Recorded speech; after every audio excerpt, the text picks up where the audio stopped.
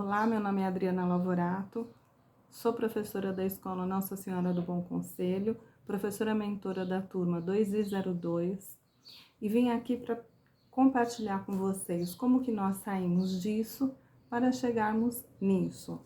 Vocês vão conhecer um pouquinho do nosso projeto, que é a fabricação de pequenas peças cerâmicas a partir das cascas de ovos. O projeto surgiu da necessidade da redução do volume de descarte dos resíduos da merenda escolar e também com o objetivo de criar novas possibilidades para os nossos estudantes empreenderem. A ideia é criar peças pequenas que possam ser agregadas em bijuterias e com isso criar uma nova fonte de renda.